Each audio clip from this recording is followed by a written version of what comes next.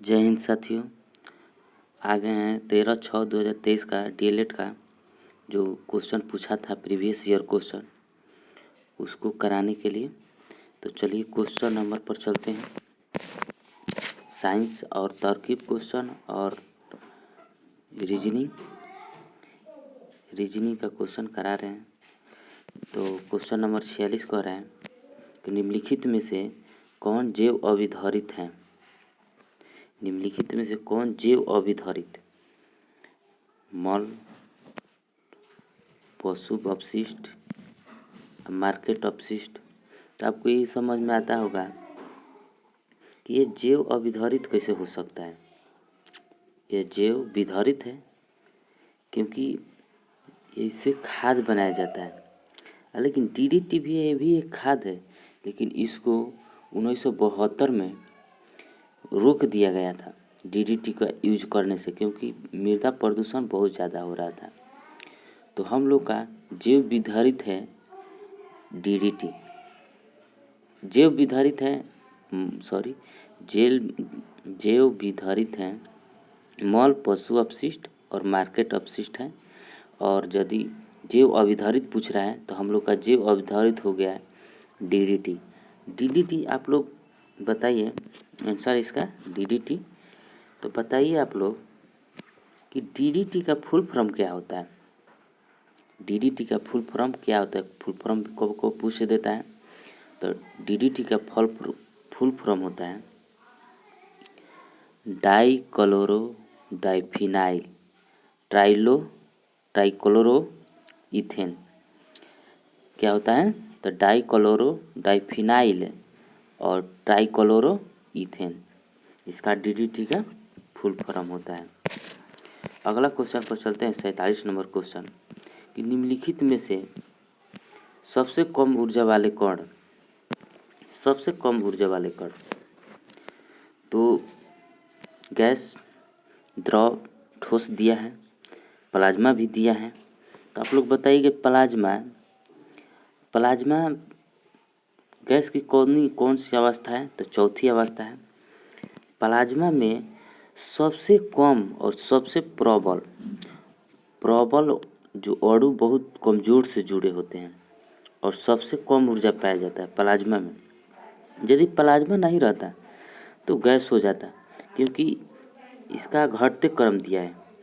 घटते क्रम कैसे दिया है? तो आगे प्लाज्मा, तब द्रव, तब गैस, तब गैस होगा, तब द्रव होगा, तब ठोस होगा। घटते क्रम दिया है।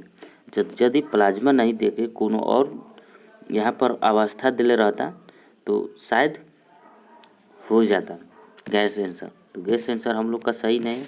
सी नंबर प्लाज्मा हम लोग का आंसर सही है। 48 नंबर क्वेश्चन कर रहा है किसी वस्तु का वजन हवा में 10 न्यूटन के वस्तु को किसी द्रव में पूरी तरह डुबाया जाता है, तब उसका वजन 8 न्यूटन रहता है। तो उस वस्तु द्वारा हटाए गए द्रव का वजन होगा। तो आप लोग पढ़े होंगे फिजिक्स में आर्किमिडीज के सिद्धांत। आर्किमिडीज का सिद्धांत कहता है कि जब हम लोग को तैरने, आर्किमिडीज का सिद्धांत किस पर आधारित है? तो तैरने यानी पानी में तैरने के उद्देश्य से मैंने आधारित है आर्किमिडीज का सिद्धांत है। तो इनका कहना है कि जितना हम लोग का भार है उससे जितना हम लोग का भार है तो अपने आभासी भार के तैरने योग्य जल को हटा दिया जाता है।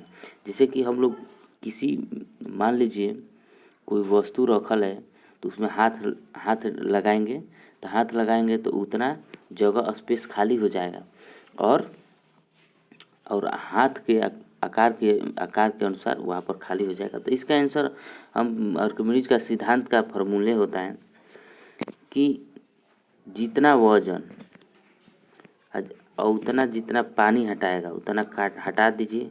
तो 2 न्यूटन हम लोग का आंसर सही है। तो 2 न्यूटन डी नंबर सही आंसर है। 49 49 नंबर क्वेश्चन कह रहा है कि आप आधुनिक आवर्त सारणी में इलेक्ट्रॉनिक विन्यास 2-8 वाले तत्वों को कहाँ ढूंढेंगे। ताकि ये बताइए, आप लोग पीरियोडिक टेबल में देखो होगे कि एक साइड दिया होता है ग्रुप और दूसरे साइड दिया है, नीचे के तरफ से दिया रहता है आप लोग का पीरियड्स। तो यदि 2-8 वाले तत्व हैं तो हम लोग का 2-8 वाले तत्व हैं, तो यानी 10 हम लोग का क्या हो गया, 10 हम लोग का क्या हो गया, परमाणु द्रव्यमान हम लोग का 10। तो आप 10 हैं तो किसका होता है परमाणु संख्या, किसका होता है परमाणु संख्या 10, तो नाइट्रोजन का होता है। सॉरी, हम परमाणु द्रव्यमान बोल दिए, तो परमाणु संख्या होगा, परमाणु संख्या नाइट्रोजन का होता है। और यह कौन से क्या पूछ रहा है, आवर्त सारणी में इलेक्ट्रॉनिक विन्यास इतना है तो कहाँ ढूंढेंगे, तो ग्रुप है, तो ग्रुप पूछ रहे हैं यहाँ पर, ग्रुप में आंसर दिया है। तो यानी समूह मतलब होता है ग्रुप, किसी का मतलब ग्रुप, तो ग्रुप यानी 18 में आप लोग पीरियोडिक टेबल में देखेंगे ग्रुप 18 में, तो 18 में के 10वें स्थान पर, 18 के 10वें स्थान पर हम लोग का नाइट्रोजन आंसर सही है। यानी 18वां यानी नाइट्रोजन है तो ग्रुप नंबर 18 में शामिल होगा, ग्रुप नंबर 18 में शामिल होगा, तो हम लोग का आंसर बी सही है। चालक का प्रतिरोध निर्भर करता है, तो आप लोग को पीछे भी क्वेश्चन में कराए थे कि चालक का प्रतिरोध किन किन दशाओं पर निर्भर करता है। तो चालक का प्रतिरोध 4 दिशाओं पर निर्भर करता है, उसके लंबाई पर, उस प्रतिरोध चालक का प्रतिरोध उसके लंबाई पर निर्भर करता है, अनुप्रस्थ काट के क्षेत्रफल पर निर्भर करता है, टेम्परेचर पर निर्भर करता है जिसको तापमान बोलते हैं, पदार्थ की प्रकृति पर निर्भर करता है। तो हम लोग का आंसर क्या होगा, इसमें कह रहा है कि नहीं निर्भर करता है। तो किसी चालक का टेम्परेचर तो होगा भाई, टेम्परेचर पर निर्भर करता है, आर्द्रता संवहन पर, कंडक्टर की लंबाई पर, ये लंबाई पर भी होगा, उसके क्षेत्रफल पर ये भी होगा, लेकिन हम लोग का आर्द्र संवहन नहीं होगा, तो हम लोग का सी नंबर गलती है। अब चलते हैं 51 नंबर क्वेश्चन पर। 51 नंबर क्वेश्चन कर रहा है कि पोलियो उत्पन्न करने वाला विषाणु है, पोलियो उत्पन्न करता है कौन विषाणु, तो वैसा विषाणु जो एकल स्ट्रैंड का हो और आरएनए वायरस, और डबल स्ट्रैंड वाली, तो डबल स्ट्रैंड वाली ना होता है, डबल और एकल ये दोनों मिलाकर आरएनए और डीएनए में, जिसे हो गया खांसी हो गया, फिर चेचक हो गया, छोटा चेचक हो गया, और आपको खांसी, चेचक और सारे रोग उत्पन्न करते हैं ये दोनों मिलाकर। तो हम लोग का 52 नंबर, अब आगे चलते हैं 52 नंबर क्वेश्चन पर। 52 नंबर क्वेश्चन पर माइटोकॉन्ड्रिया किसका स्थल है, माइटोकॉन्ड्रिया किसका स्थल है, तो माइटोकॉन्ड्रिया में ऊर्जा का उत्पादन होता है, इसे ऊर्जा गृह भी बोला जाता है। तो इसमें ऑक्सीजन जरूर, ऑक्सीजन की अवस्था में जरूर है कि ऊर्जा का उत्पादन होता होगा, तो इसे हम एरोबिक श्वसन कह सकते हैं। माइटोकॉन्ड्रिया किसका स्थल है, तो एरोबिक श्वसन कहते हैं। माइटोकॉन्ड्रिया में कोशिकीय श्वसन होता है, माइटोकॉन्ड्रिया में कोशिकीय श्वसन होता है तथा ऊर्जा का निकास होता है। इसमें ऑक्सीजन की उपस्थिति से एरोबिक श्वसन होता है, ऑक्सीजन की स्थिति से एरोबिक श्वसन होता है। अब 53 नंबर क्वेश्चन कह रहा है कि परमाणु में 72 कक्षा में उपस्थित इलेक्ट्रॉन की संख्या है, परमाणु में 72 कक्षा में उपस्थित। तो भाई लोग मान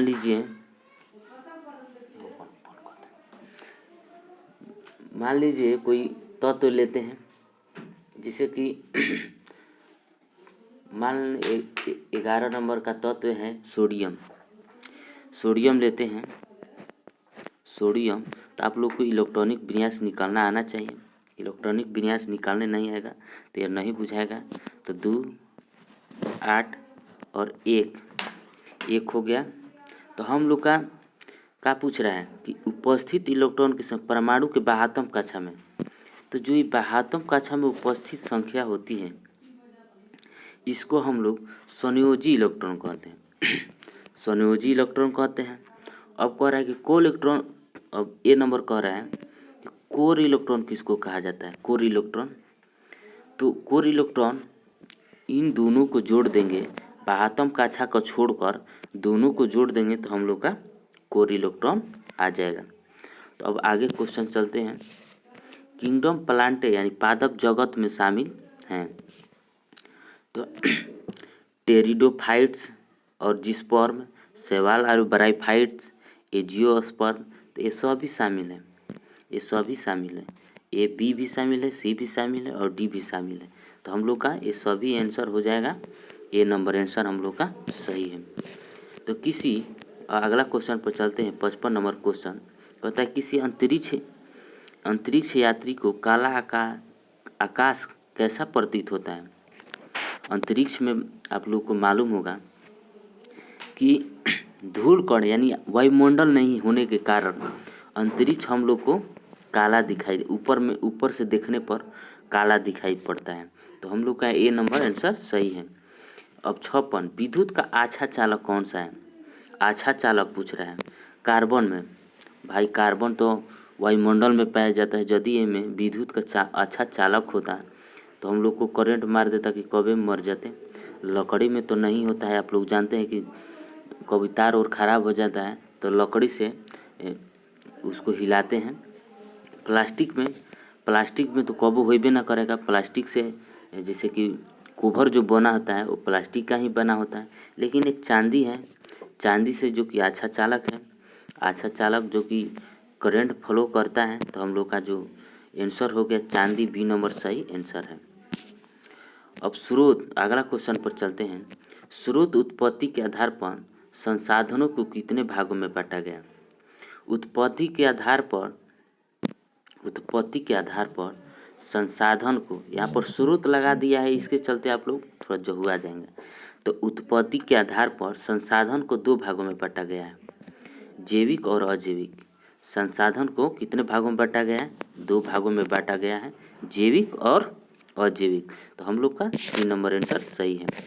58 नंबर क्वेश्चन करा है कि निम्नलिखित में से कौन गर्भ निरोधक है। गर्भ निरोधक, तो कंडोम दिया है। तो कंडोम तो ये भी गर्भ निरोधक है, जो स्पर्म को नहीं जाने देता है। डायफ्राम भी है, डायफ्राम जो भी ये भी है। कॉपर टी भी है। तो इनमें से हम लोग का सही आंसर हो जाएगा, यानी ए नंबर हम लोग का सही है। ये सभी गर्भ निरोधक हैं। अगला क्वेश्चन पर चलते हैं। अगला क्वेश्चन कह रहा है, क्वेश्चन नंबर 59, अंडा देने वाले स्तनपायी। अंडा देने वाले स्तनपायी किसको बोला जाता है। वैसे जीव जो अपने बच्चों को, स्तनपायी वैसे जीव अपने बच्चों को दूध पिलाते हैं और अंडे देते हैं। दूध भी पिलाते हैं स्तन से और अंडे भी देते हैं, उसको स्तनपायी कहते हैं। तो इसमें आप लोग देखे होंगे छिपकली तो ऐसा नहीं काम करती है, भले अंडा देती है बट वह उनका स्तन नहीं होता है, जिसके चलते वह दूध नहीं पिला पाती है। आर्मेडिला ये भी नहीं है। तो बतख बिल्स प्लेटिलिटिपस, ये जो कि बतख है जो कि अंडा भी देते हैं और अपने बच्चों को दूध भी पिलाते हैं। 60 नंबर क्वेश्चन कर रहा है कि निम्नलिखित ग्राफ है, थोड़ा लंबा है। निम्नलिखित ग्राफ में किसी वस्तु का विरामावस्था प्रदर्शित करता है। तो आप लोग को इसमें डायरेक्ट हम बता दे रहे हैं फार्मूला के अनुसार कि कौन आंसर हो सकता है। चलिए इतना ही पर रहने दीजिए। तो विरामावस्था का फार्मूला क्या होता है? विरामावस्था कहा जाता है किसको? तो जिसमें समय और दूरी मान लीजिए कि एक ग्राफ है और आप कहाँ बता रहे हैं कि समय भाग रहा है, इसको मान लीजिए समय हो गया। सॉरी, कभी भी नीचे समय माना जाता है, ऊपर दूरी को माना जाता है। आप लोग मेरे जैसा गलती मत कीजिएगा। यहाँ पर हो गया डिस्टेंस हो गया, यहाँ ये समय हो गया। तो विरामावस्था किसको कहा जाता है? यदि चाल जो समय है उतना ही है, समय है जो कि उतना ही है, दूरी बटा समय होता है विरामावस्था का। समय उतना ही लगा लेकिन डिस्टेंस की दूरी बढ़ गई। जैसे कि चाल बढ़ाने से मान लो कि 5 मिनट में कहीं जा रहे हो और धीरे धीरे 5 मिनट में कहीं जा रहे हो और उसी स्थान पर तेजी से जा रहे हो, डिस्टेंस ज़्यादा दूरी को तय कर ले रहे हो, तो उसे विरामावस्था बोला जाता है। तो विरामावस्था हम लोग का आंसर है, इसमें ले सी नंबर सही आंसर है, विरामावस्था का ग्राफ। अगला क्वेश्चन कह रहा है 61 नंबर क्वेश्चन कह रहा है किसी गतिमान वस्तु का जड़त्व निर्भर करता है। गतिमान वस्तु का जड़त्व निर्भर करता है। तो जड़त्व हमेशा द्रव्यमान पर निर्भर करता है, उस वस्तु के द्रव्यमान पर जड़त्व निर्भर करता है। अम्लराज क्या है? अम्लराज, अब इसमें करोगे आप लोग बोलोगे कि अम्लराज तो H2SO4 पे कहा जाता है, लेकिन इसमें क्वेश्चन चेंज किया है, सांद्र भी दे दिया है, तनु भी दिया है। सांद्र तनु यानी तनु जो होता है, सांद्र जो होता है अनुपात में होता है, जिसका ज़्यादा अनुपात वो अम्लराज बोलता है। तो इसमें हाइड्रोजन जो है HNO3 है जो 3.3:1 के अनुपात में है। ये जो है ये 1:2 के अनुपात में है आपका अम्लराज जो H2SO4 है। और सांद्रण में भी ये भी कम है। तो हम लोग का जो सबसे ज़्यादा है सांद्रण HNO3 यानी HCl, यह हम लोग का अम्लराज कहाएगा इसमें का, है ना। तो ऐसे यदि ऑप्शन क्वेश्चन पूछ दे कि अम्लराज किसे बोला जाता है, तो H2SO4 को बोला जाता है। प्रथम पृथ्वी सम्मेलन आयोजन कब किया गया था? प्रथम पृथ्वी सम्मेलन का आयोजन 1992 में किया गया था। 1992 में किया गया था। तो हम लोग का आंसर 1992 है। और ये कब से कब चला था? प्रथम पृथ्वी सम्मेलन कब से कब हुआ था?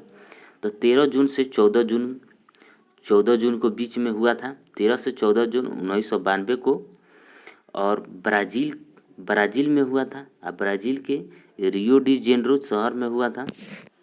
अगला क्वेश्चन पर चलते हैं। 64 नंबर क्वेश्चन कह रहा है कि निम्नलिखित में कौन सा जीवाणु की जड़ से संबंध है? जीवाणु के जड़ से संबंध है।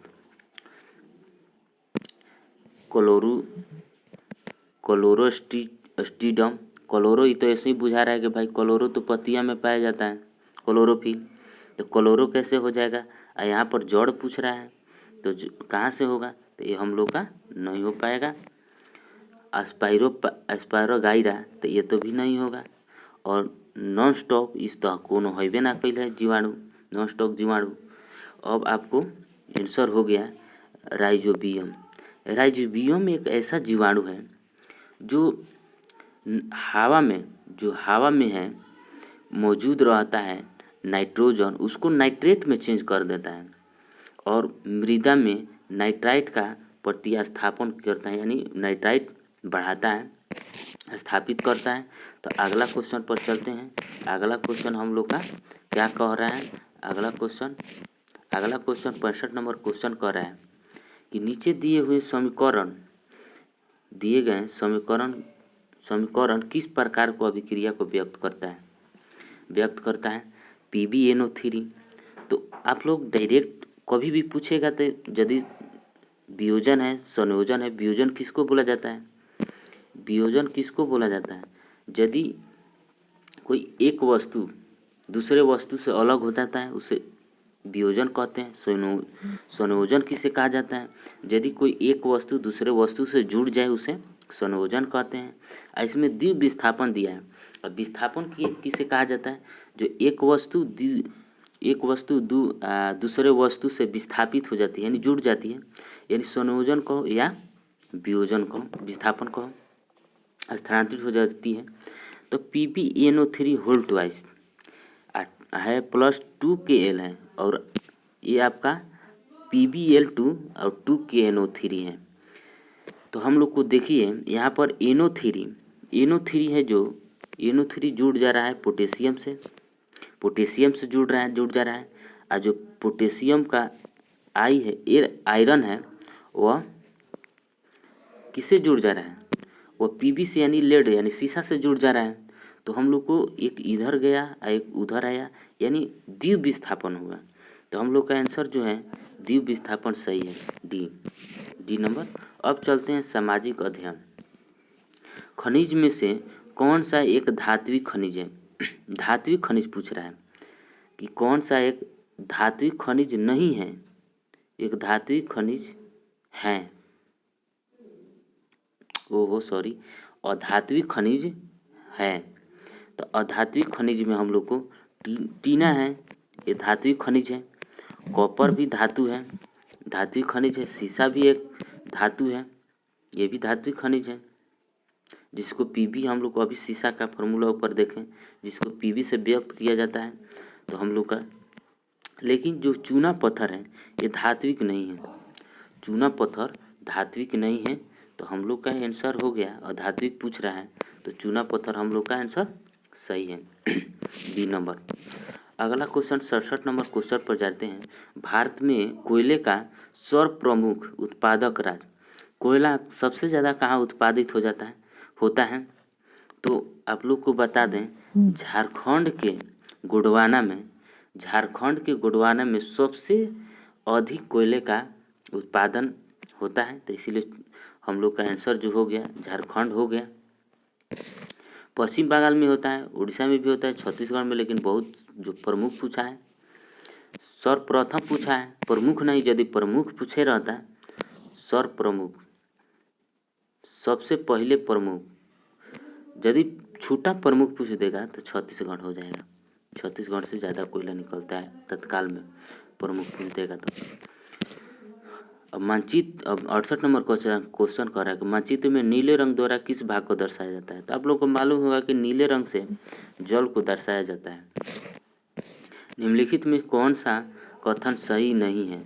उत्तर प्रदेश है जो भारत में गेहूं का सबसे बड़ा उत्पादक है, ये तो बात सही है भाई।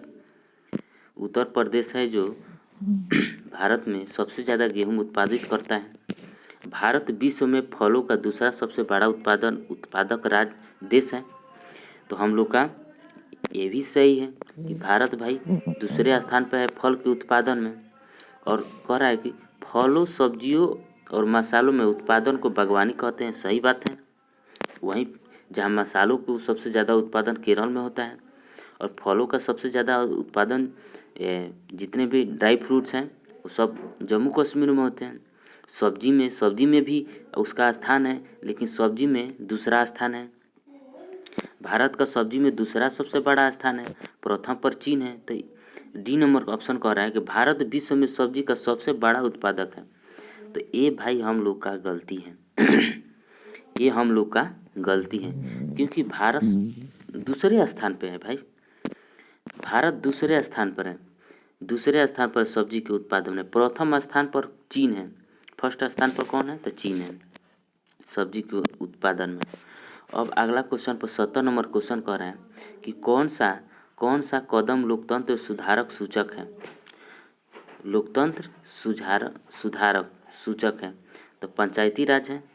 नहीं, पंचायती राज से कैसे भाई समाज को सुधारा जा सकता है, लोकतंत्र को सुधारा जा सकता है? बेरोजगारी से तो और नहीं, ऐसी बेरोजगारी से हम लोग जूझ रहे हैं। और शिक्षित से ये भी और नहीं। और शिक्षित से यदि शिक्षित नहीं रहेगा तो क्या बेरोजगारी बढ़ेगी? अब बेरोजगारी से नहीं हो रहा है तो अशिक्षित से भी नहीं होगा।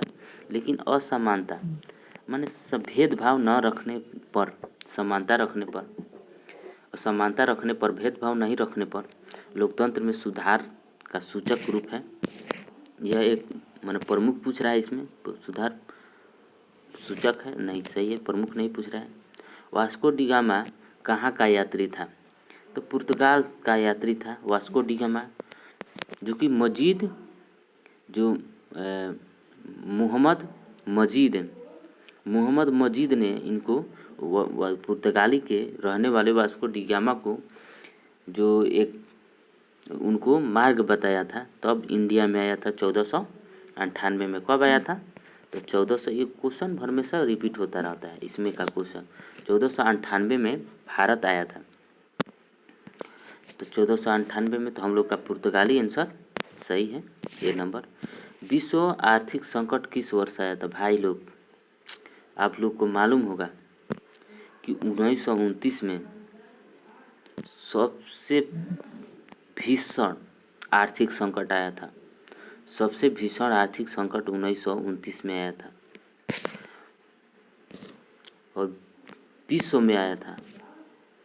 किस वर्ष आ रहा हूँ? विश्व में आया था, इसीलिए विश्व आर्थिक संकट बोल रहे हैं। तो हम लोग का 73 नंबर क्वेश्चन पर चलते हैं। संयुक्त राष्ट्र महासभा अध्यक्ष का कार्यकाल कितने वर्ष का होता है? तो 5 वर्षों के लिए होता है। संयुक्त राष्ट्र महासभा का अध्यक्ष का कार्यकाल 5 वर्षों के लिए होता है।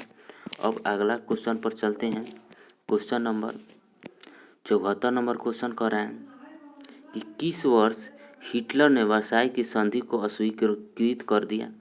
तो आप लोग को बता दें कि जब प्रथम विश्व युद्ध समाप्त हुआ तो जो एक बनाया गया था, जो प्रथम विश्व, हाँ, जर्मनी के तानाशाह था जो कि हिटलर, जो प्रथम विश्व युद्ध के बाद जब 1919 प्रथम विश्व युद्ध कब हुआ था? 1418 में हुआ था और 19 में समाप्त हो गया था। तो उस समय वर्साई की संधि की गई थी और उसमें वर्साई की संधि में ही हिटलर को अपमानित कर दिया गया था। हिटलर को अपमानित किया गया था और उसने 1935 से 36 में उसे अपमानित कर दिया। 1935 से 36 में, तो हम लोग का 1935 आंसर सही है। तो हम लोग का ए नंबर आंसर सही है, 1935। द्वितीय विश्व युद्ध में पहला एटम बम कहाँ गिराया गया था?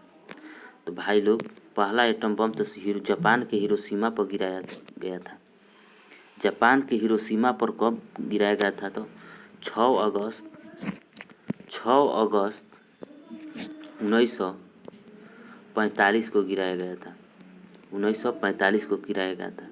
अब इसमें ऑप्शन ए कह रहा है कि ऑप्शन ए, तो बी नंबर हम लोग का सही है। अब नागासाकी पर कब गिराया गया था? नागासाकी पर, तो नागासाकी पर 3 दिन बाद गिराया गया था। 3 दिन बाद, यानी 9 अगस्त को, 9 अगस्त 1945 को गिराया गया था नागासाकी पर। तो आप लोग याद रखिएगा, क्योंकि क्वेश्चन पूछ देता है, कभी कभी क्वेश्चन पूछ देता है, डेट बाय डेट क्वेश्चन पूछ देता है। तो हम लोग का बी नंबर आंसर सही है, हिरोशिमा पर। गंगा नदी की लंबाई कितनी है? गंगा नदी की लंबाई आप लोग को बता दें 26 किलोमीटर है, और 25 किलोमीटर है। 25 किलोमीटर यानी 2525 किलोमीटर है। और अगला क्वेश्चन पर चलते हैं। संविधान के किस भाग में मौलिक कर्तव्य का जिक्र है? संविधान के किस भाग में मौलिक कर्तव्य का जिक्र है? तो भाग 3 में मौलिक कर्तव्य, इसमें मूल अधिकार का भी जिक्र है, मूल अधिकार, और उसके अंत में मौलिक कर्तव्य को जोड़ा गया है। मौलिक कर्तव्य को जोड़ा गया है, तो मौलिक कर्तव्य को जोड़ा गया। अब 5 नंबर तो आप लोग जान रहे हैं, यूनियन यानी संघ, यूनियन से है। अब भाग 4 कहाँ से है? भाग 4 तो हो जाएगा आपका, भाग 4 हो जाएगा आपका नीति निर्देशक तत्व, जिसको डीपीएसपी बोला जाता है, डीपीएसपी से। और भाग चार के क यह किससे है? सॉरी, भाग चार के क में मौलिक कर्तव्य को जोड़ा गया है। 51 के क में, अनुच्छेद 151 के क में है, सॉरी। तो हम लोग का आंसर जो हो गया वह आंसर होगा भाग चार के क में। भाग 3 में है मूल अधिकार है, और भाग 5 में यूनियन है, और भाग 4 में जो है वो डीपीएसपी है, और भाग 4 के क में हम लोग का आंसर सही हो गया, मौलिक कर्तव्य अनुच्छेद 51 के क है। अगला क्वेश्चन पर चलते हैं। क्वेश्चन नंबर 78 कह रहा है कि इनमें से कौन एक राजनीतिक अधिकार है? राजनीतिक अधिकार तो सब प्रथम में दिया है, चुनाव लड़ने का अधिकार, यह राजनीतिक अधिकार है। धर्म को स्वीकार करना ये राजनीतिक है। पारिवारिक जीवन का अधिकार ये भी राजनीतिक है। काम का अधिकार ये भी राजनीति नहीं है। तो हम लोग का ये सब गलती है, और बाकी चुनाव लड़ने का अधिकार सही है, जो कि चुनाव से है। एयरटेल मानचित्र किस पैमाने पर बनाया गया? तो बहुत छोटे पैमाने पर एटलस को बनाया गया, क्योंकि उसमें एकदम विस्तार से जगह को नहीं दर्शाया गया। एटलस में, मानचित्र में, वो केवल बहुत छोटे पैमाने पर बनाया गया, क्योंकि आदमी समझ सके। देश में 80 नंबर क्वेश्चन कर रहा है, देश में कितने विशेष आर्थिक क्षेत्र हैं? तो विशेष आर्थिक क्षेत्र 7 हैं। विशेष आर्थिक 7 हैं, और कौन कौन से हैं? तो गुजरात, महाराष्ट्र। कौन? तो गुजरात, महाराष्ट्र 2 हो गया। यूपी तमिलनाडु 4 हो गया, और केरल और पश्चिम बंगाल 6 हो गया, और 1 है आप लोग का आंध्र प्रदेश, जो आर्थिक क्षेत्र है। तो अगला क्वेश्चन पर चलते हैं। 81 नंबर कह रहे हैं कि डस को धान के रूप में जाना जाता है। तो चावल को ही धान पहले चावल रहता है, पहले धान रहता है ना, तब ना चावल बनाया जाता है। तो यहाँ पर कुछ धान के रूप में जाना जाता है, तो चावल को धान के रूप में जाना जाता है। सी नंबर आंसर सही है। बेल्जियम में सामाजिक विभाजन का आधार था, बेल्जियम में भाषा था, क्योंकि बेल्जियम में दो भाषा बोली जाती हैं। एक फ्रेंच था। बेल्जियम में कितनी भाषा बोली जाती है? बेल्जियम में 2 भाषा बोली जाती है, फ्रेंच और डच और फ्रेंच 2 भाषाएं बोली जाती हैं। तो भाषाई आधार पर सही आंसर है।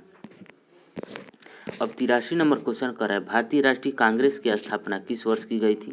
तो आप लोग को मालूम होगा भारतीय राष्ट्रीय कांग्रेस की स्थापना ये वो हुम ने किया था, 1885 में किया था। और यह कहाँ, इसका प्रथम जो कांग्रेस, राष्ट्रीय कांग्रेस का जो प्रथम बैठक हुआ था बॉम्बे में हुआ था, और बॉम्बे में हुआ था। बॉम्बे में इसका पहला अधिवेशन हुआ था, और यह कब हुआ था? तो 1885 में, जब कांग्रेस अधिवेशन बनते 1885 में बॉम्बे में ही हुआ। और इसकी जो अध्यक्षता किए थे बंकिम चंद्र बनर्जी किए थे, जिसको शॉर्टकट में WC बोला जाता है। 84 नंबर क्वेश्चन, निम्नलिखित में से भारत किस राज्य में कुल क्षेत्रफल सबसे कम प्रतिशत है? तो वन क्षेत्रफल पूछ रहा है ना, कुल क्षेत्रफल का सबसे कम प्रतिशत वन है। तो हरियाणा में सबसे ज़्यादा खेती होती है, जिसके चलते वन का उतना विस्तार नहीं है। तो 3 कभी इति पूछ देता है, तो 3.36% ही वन केवल हरियाणा में है। सबसे कम वन है तो हरियाणा में है, क्योंकि वहाँ पर उपजाऊ खेतें हैं। और चलते हैं 85 नंबर क्वेश्चन पर। 85 नंबर क्वेश्चन कह रहा है कि राजनीतिक कार्यकाल में सर्वोच्च पद तो राष्ट्रपति का दिया गया है। संविधान में हम लोग का राष्ट्रपति का सर्वोच्च पद दिया गया है, माने प्रथम पद, जिसको सर्वोच्च और पांच लड़के वृत्ताकार घेरा बनाकर खड़े हैं। ये है जो आर और डी के मध्य में है। को बना देते हैं। यहाँ पर थोड़ा स्पेस नहीं होने की वजह से लिखा नहीं पाता है, इसी चलते उतना नहीं हम लोग आप लोग को मतलब इथी कर रहे हैं, लेकिन तो वो जितना आप सपर रहा है हमको उतना हम आप लोग को बता दे रहे हैं। आर है, आर और डी के मध्य में है कौन? ए। आर है जो आर और डी के मध्य कौन है? तो ए है। ए है ना, ए है। एस है जो बी के बाईं ओर है। एस है जो बी के बाईं ओर, बी के बाईं ओर यानी बी यहाँ पर रख दिए तो एस किधर होगा? इसके बाईं ओर, तो एस इस साइड होगा। तो कह रहे हैं एस है जो बी के बाईं ओर है, आर है जो एस के बाईं ओर है। आर है एस के बाईं ओर है, सही है, आर एस की बाईं ओर है।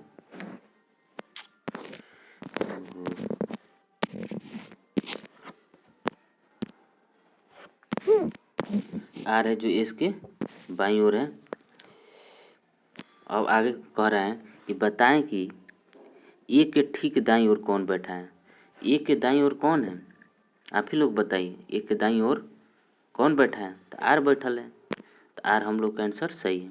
ए के दाईं ओर यदि उधर इधर मुंह करके बैठोगे आप लोग तो दाईं ओर आपका किधर पड़ेगा? तो आर की तरफ दाईं ओर पड़ेगा। तो हम आंसर हम लोग का आर सही है। दिए गए प्रश्न में प्रश्नवाचक चिन्ह के स्थान पर सही विकल्प हैं 9 है, 28 है और 126 है। 9 में 3 से गुना करेंगे और 1 जोड़ देंगे तो 28 हो जाएगा, 28। और उसी प्रकार 126 में 3 से गुना कर देंगे और 1 जोड़ देंगे तो आप लोग का आंसर जो हो जाएगा 9 3 27, 1 जुड़ गया तो सही है। तो हो जाएगा आप लोग का आंसर 200 103। नहीं, ऐसे नहीं होगा, ऐसे नहीं होगा। इसका हो जाएगा आप लोग का 2 का क्यू पर चलेगा ये। जैसे कि मान लीजिए कि 9 है, 9 में कितना जोड़ेंगे? तो 9 में 2 के क्यू, हम लोग डायरेक्ट 8 जोड़ रहे थे, 2 के क्यू और प्लस 1 कर देंगे तो 28 हो जाएगा। तो उसी प्रकार 126 को लाने में 126 में कितना जोड़ेंगे? यानी 5 के क्यू करेंगे, 5 के क्यू करेंगे और प्लस 1 जोड़ देंगे तो आप लोग का आंसर हो जाएगा 5 के क्यू करेंगे तो और प्लस 1 करेंगे, 5 के क्यू करेंगे,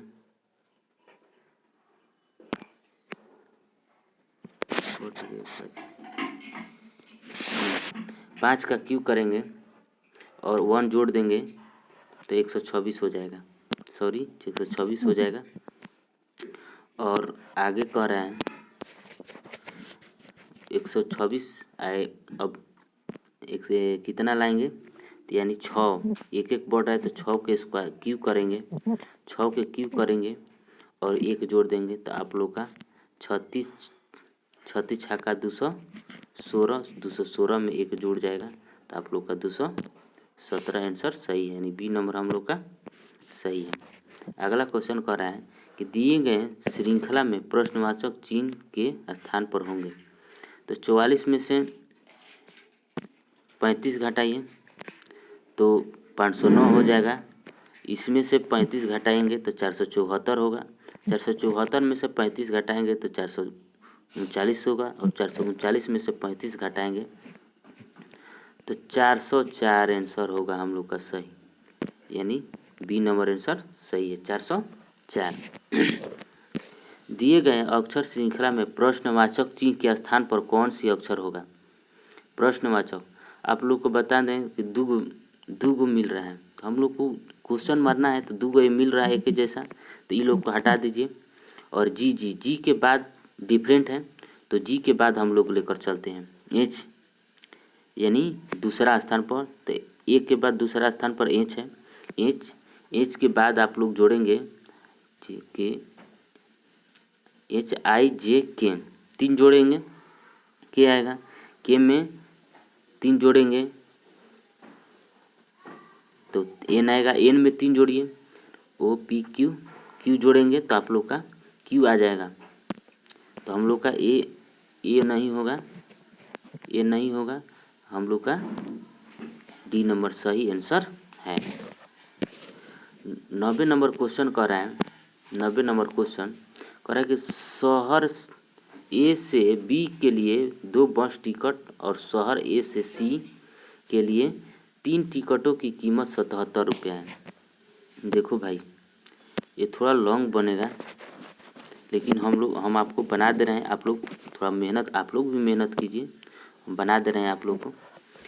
तो कह रहा है कि ए बी के लिए 2 बस टिकट, तो हो जाएगा 2 बस टिकट किसके लिए, ए और बी के लिए, प्लस ए सी के लिए 3 टिकट, 3 टिकट किसके लिए, ए सी के लिए 3 टिकट, ठीक। और कीमत इसका हो जाएगा 77 रुपया। तो ये हो गया है। देखो आप लोग को समीकरण जैसा लग रहा है, केवल ए बी को हटाकर एक्स वाई दे दें तो समीकरण हो जाएगा। और सही ए से, अब कह रहा है कि ए से बी के 3 टिकट, अब यहाँ पर 3 हो गए, ए से बी के 3 टिकट, और ए से सी के 2 टिकट, 2 टिकट हो गए हैं ए से सी तक, और कितना है तो 73 है। तो आप लोग इसको 73 रुपया है। अब इसको समीकरण के अनुसार तोड़िएगा तो आप लोग एक वो आएगा, आप लोग को एक वाई बर यानी ए सी बराबर हम लोग का 17 आएगा और ए बी बराबर 13 आंसर होगा, यानी हम लोग का सी आंसर सही है। एक कतार में अमृता आगे से 10वें जबकि मुकुंद, एक कतार में अमृता आगे से 10वें जबकि मुकुंद पीछे से 25वें और ममता दोनों के ठीक बीच में है। अब कह रहा है कि अमृता है जो, मान लीजिए कि अमृता ए लिख दिए, इसके बाद है बीच में कौन है, बीच में कह रहा है कि ममता आगे से, अमृता आगे से 10वें जबकि मुकुंद पीछे से 25वां है, और ममता दोनों के ठीक में है, यानी ये ममता है और दोनों के ठीक बीच में है, और इधर से जो है कौन है तो मुकुंद है, ये म्यू लिख दे रहे हैं, मुकुंद है। तो यह कितना स्थान पर है, यह है जो 10वें स्थान पर है, और ये जो है 25वें स्थान पर है। तो बीच में जो कि 4 स्थान गैप है और चौथे 4 स्थान गैप है।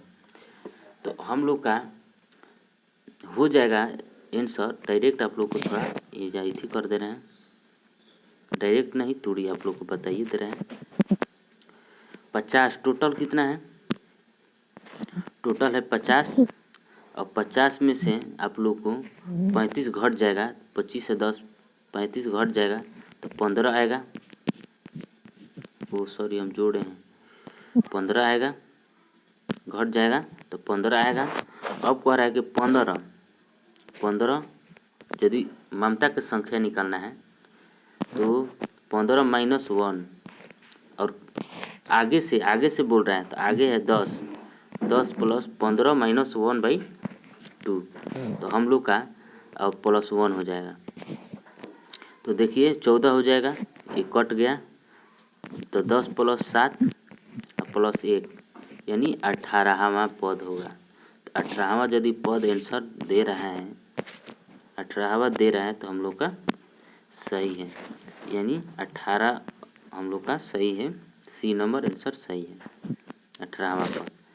एक पंक्ति में 45 पेड़ हैं, एक पंक्ति में 45 पेड़ हैं, नींबू का पेड़ बाएं छोर से 20वां है और नींबू के पेड़ से बाएं छोर क्या होगा, बाएं छोर पूछ रहा है, बाएं से 25वां है लेकिन नींबू के पेड़ का बाएं छोर से क्या होगा। तो 45 में से जो भी आपको संख्या ज्ञात करना होता है क्रम, तो 45 में से माइनस कर दीजिए 20 जो क्रम दिया है और जिसका निकालना है वो भी प्लस कर दीजिए, तो हो जाएगा आपका, घटाएंगे तो आप लोग का आंसर हो जाएगा 46 में से यानी 26वां स्थान सही है। हम लोग का बी नंबर आंसर सही है। अब अगला क्वेश्चन पर चलते हैं। अगला क्वेश्चन कह रहा है कि दिए गए श्रृंखला में प्रश्न चिन्ह के स्थान पर कौन सी संख्या आएगी। दिए गए श्रृंखला में प्रश्नवाचक चिन्ह के स्थान पर कौन सी संख्या आएगी। जैसे कि 4 है, 9 है, 17 है और 25 है। 4, 9, 17, 25। तो 4 गुना 2 प्लस 1 9 हो गया। उसी प्रकार 9 गुना 2 और माइनस 1 17 हो गया।